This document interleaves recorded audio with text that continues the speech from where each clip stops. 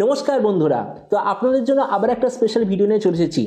আজ আমরা ডিসকাশন করব রিয়েলমির আর একটা আপকামিং স্মার্টফোন সম্বন্ধে, যেটা অলরেডি সার্টিফিকেশন সাইটে এসে গেছে, ডিজাইন লিক হয়ে গেছে, অনেক স্পেসিফিকেশন অলরেডি সামনে এসে গেছে।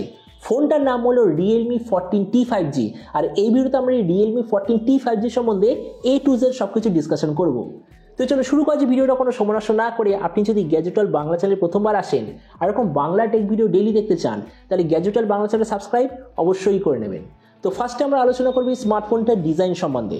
তো যেমন দেখতে পাচ্ছেন, এবার যে রিয়েলমি 14T 5G পেছন দিকে দেখতে হবে এক্স্যাক্টলি এরকম, মানে কয়েক সপ্তাহ আগে যে রিয়েলমি 14 সিরিজ লঞ্চ হয়েছিল যেমন ডিজাইন ছিল, প্রায় সেরকম ডিজাইন আপনি দেখতে পাবেন। এর থিকনেস হলো 7.8 মিলিমিটার আর ওয়েট 182 গ্রাম। এর পেছন দিকে আপনি পাবেন টোটালি প্লাস্টিকের ব্যাক কভার, সাইডেও আছে প্লাস্টিকের ফ্রেম, আর ফোনটা আপনি টোটাল 3টে কালারে দেখতে পাবেন, পার্পেল, গ্রিন আর ব্ল্যাক।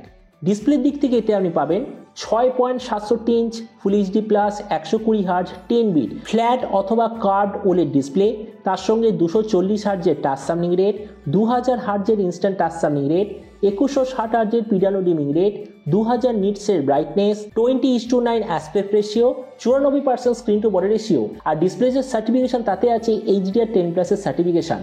তার মানে সোজা কথা বলতে গেলে যে প্রাইস পয়েন্টে আসছে সেই হিসেবে ডিসপ্লেটা সত্যিই খুব ভালো। প্রসেসরের দিক থেকে এতে আপনি পাবেন হয় Dimensity 7300 অথবা Snapdragon 7S Gen 2 5G processor, যার সঙ্গে রিয়েলমি তরফ থেকে আছে একটা খুব ভালো কোয়ালিটির কুলিং সিস্টেম আপনি পাবেন। ক্যামেরার দিক থেকে আছে 50 আর 2 মেগাপিক্সেলের ডুয়াল রিয়ার ক্যামেরা, সঙ্গে 16 মেগাপিক্সেলের সেলফি।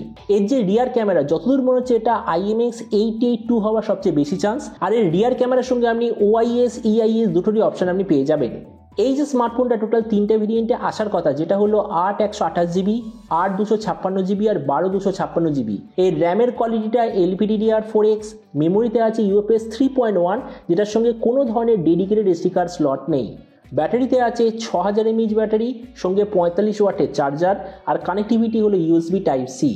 তো এবারে স্মার্টফোনের বাকি কিছু ফিচার বলতে গেলে এতে আপনি পাবেন Android 15 out of the box, কোনো ধরনের 3.5mm জ্যাক নেই, dual speaker, under display fingerprint sensor. আর এর ওএস আপডেট সাইকেলের দিক থেকে বলতে গেলে এতে আপনি পাবেন 2 বছরের মেজর ওএস আপডেট আর প্রবাবলি 4 বছরের সিকিউরিটি আপডেট।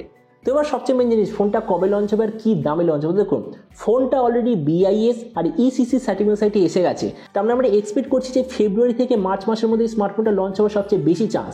আর এরপর আমি যদি প্রাইস সম্বন্ধে বলি, তো দেখুন বলা যায় যে এই স্মার্টফোনটা ইন্ডিয়ান মার্কেটে আসার কথা ওই 18,000 ইন্ডিয়ান টাকার আশেপাশে।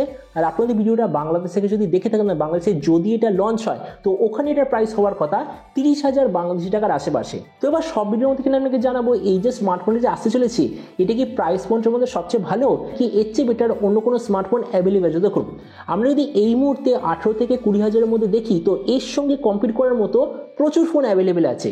তো আমরা যদি সবকটা ফোনের সঙ্গে কম্পেয়ার করি, প্রথমত ডিসপ্লে, এই দিক থেকে বলতে গেলে এই ডিসপ্লেটা অ্যাভারেজ, কেননা এই প্রাইস পয়েন্টের প্রায় সবকটা ফোনই আপনাকে দেবে 120 hertz 10 bit full HD plus display, মানে এই দিক থেকে কোনো ধরনের ডিফারেন্স নেই। তাছাড়া প্রসেসর কম্পিটিশন অ্যাভেলেবেল প্রায় সবকটা ব্র্যান্ড আমাদের দেবে Dimensity 7300, Snapdragon 7S Gen 2 এই লেভেলের প্রসেসর। এখানেও আমরা সেম জিনিস দেখতে পাচ্ছি, তেমন প্রসেসরের দিক থেকেও অ্যাভারেজ। ক্যামেরা এই দিক থেকে আমি এটাকে একটু গুড বলবো, কেননা এমনি রিয়েলমির ক্যামেরা অপটিমাইজেশন খুব ভালো হয়।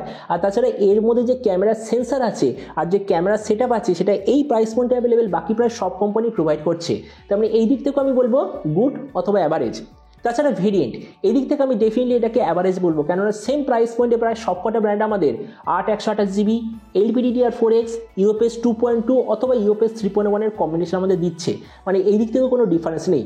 তাছাড়া ব্যাটারি আর চার্জার এই দিক থেকে আমি ডেফিনেটলি এটাকে গুড বলবো, কেননা এই প্রাইস পয়েন্টে এখনও প্রায় সবকটা ব্র্যান্ড আমাদের 5000 বা 5500 mAh ব্যাটারি দিচ্ছে, এরা একমাত্র আমাদের দেবে 6000 mAh ব্যাটারি। তার মানে এই দিক থেকে আমি এটাকে গুড রেটিং দেবো। তাছাড়া স্পিকার কম্পিটিশন অ্যাভেলেবেল সবাই দিচ্ছে ডুয়াল স্পিকার, এরাও দিচ্ছে ডুয়াল স্পিকার, মানে এই দিক থেকে অ্যাভারেজ। আর ওএস আপডেট কম্পিটিশন অ্যাভেলেবেল সবাই দিচ্ছে দুটো মেজর ওএস আপডেট, এরাও আমাদের দেবে দুখানা মেজর ওএস আপডেট। তার মানে দেখুন, ভিডিও লাস্টে আমি এটাই বলবো, এই যে রিয়েলমি 14T 5G বলে যে স্মার্টফোনটা আসতে চলেছে, এটা প্রাইস পয়েন্টের মধ্যে সম্পূর্ণ নতুন কোনো স্মার্টফোন নয়, কেননা সেম প্রাইস পয়েন্টে এইসব স্পেসিফিকেশন নিয়ে অন্যান্য স্মার্টফোন অলরেডি অ্যাভেলেবেল আছে। ডিফারেন্স হলো জাস্ট রিয়েলমি তরফ থেকে সেম একটা আলাদা ফোন লঞ্চ হতে চলেছে। তো এবার আপনি নিচে কমেন্টে আমাকে অবশ্যই জানাবেন, এই যে রিয়েলমি তরফ থেকে নতুন ফোনটা যে আসতে চলেছে, তো আপনি কি এই দামে এটা নিতে চান নাকি অন্য কোনো স্মার্টফোন আপনি চুজ করতে চান? এটা সম্বন্ধে নিচে কনসো বলতে আমাকে একদমই ভুলবেন না। তো চলুন দেখা হবে আগামী একটা টেক ভিডিওতে। Till then stay tuned, always remember, think positive, be positive. Thank you.